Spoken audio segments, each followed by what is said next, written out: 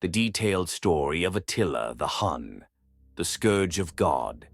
Attila the Hun, one of the most feared conquerors in history, was born around 406 AD into a nomadic people known for their fierce warrior culture. The Huns, a nomadic tribe from the steppes of Central Asia, had already established a fearsome reputation as horsemen and raiders by the time of Attila's birth. He would go on to unite them into one of the most powerful and destructive forces Europe had ever seen.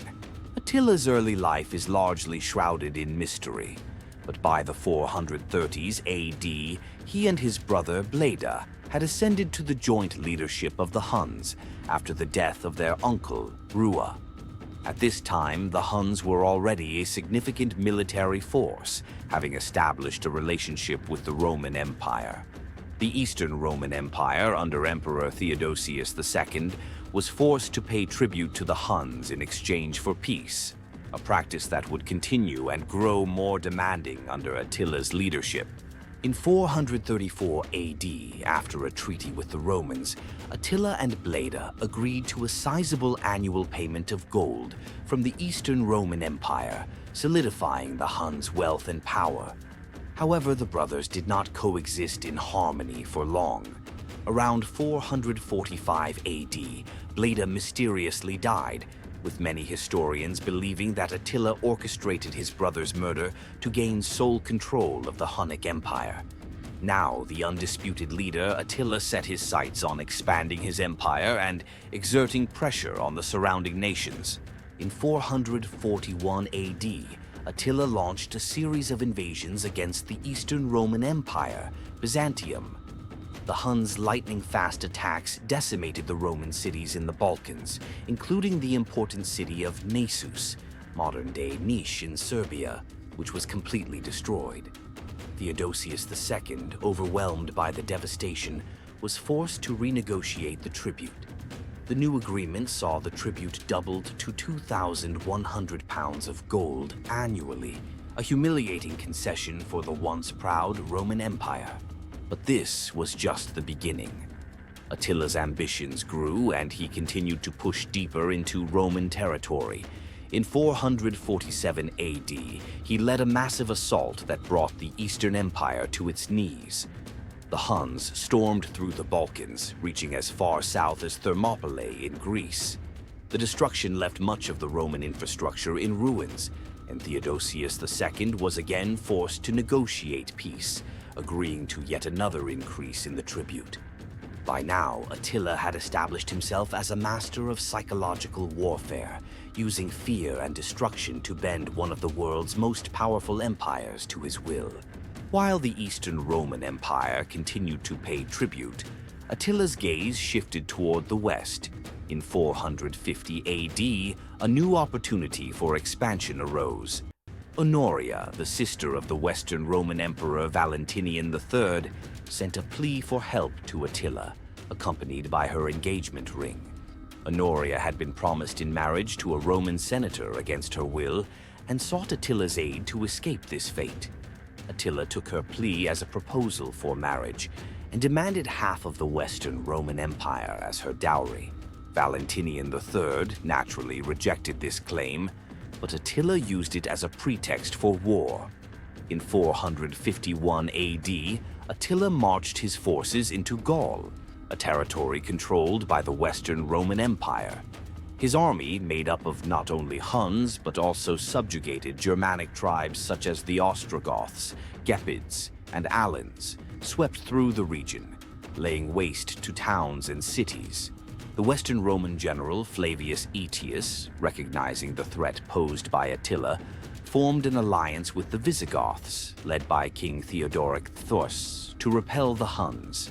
In June 451 AD, the two armies met on the Catalonian plains, also known as the Battle of Chalons, in one of the bloodiest and most decisive battles of the ancient world.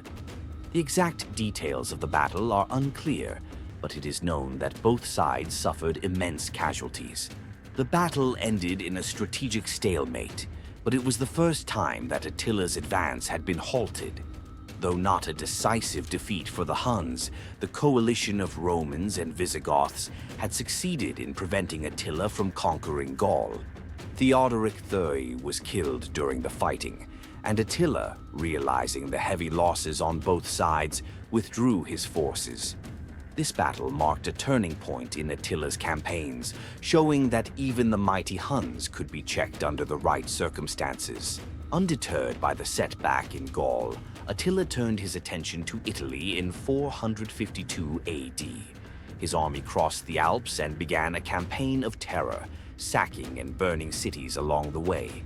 One of the most notable targets was Aquileia, a key Roman city, which was completely destroyed. The destruction was so thorough that, according to legend, it was said to have been impossible to find any trace of the city afterward. Attila's rampage spread fear throughout the Roman Empire, and as he approached Rome, panic gripped the populace. The Western Roman Emperor, Valentinian III, fled, but in a surprising turn of events, Pope Leo I traveled north to meet Attila in person.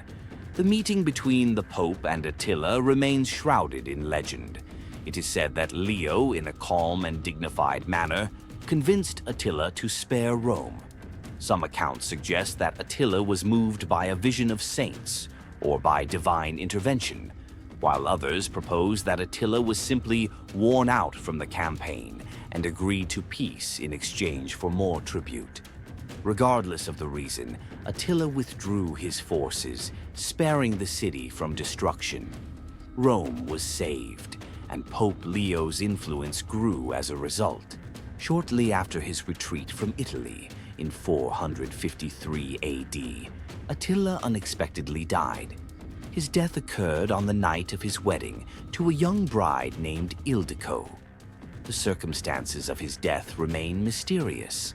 Some accounts suggest he suffered a fatal nosebleed after excessive drinking, choking on his own blood in his sleep. Others hint at foul play, possibly an assassination by his new wife or members of his court.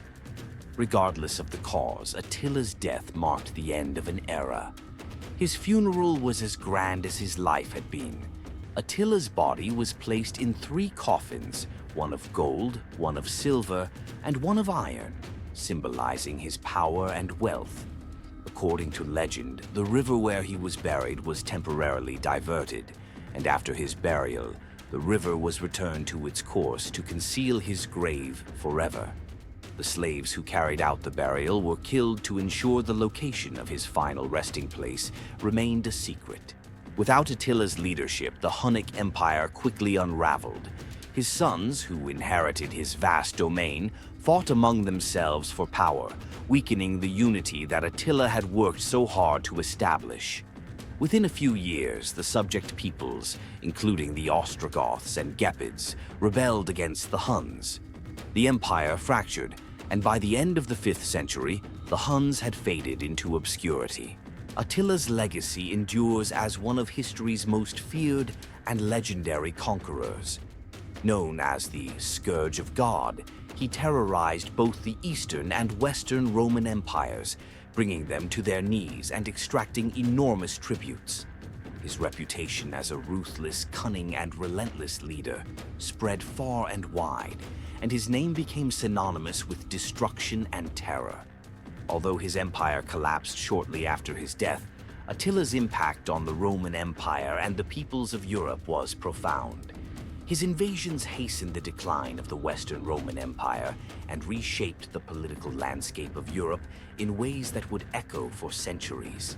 Attila the Hun remains a symbol of power, fear, and the inevitable rise and fall of empires.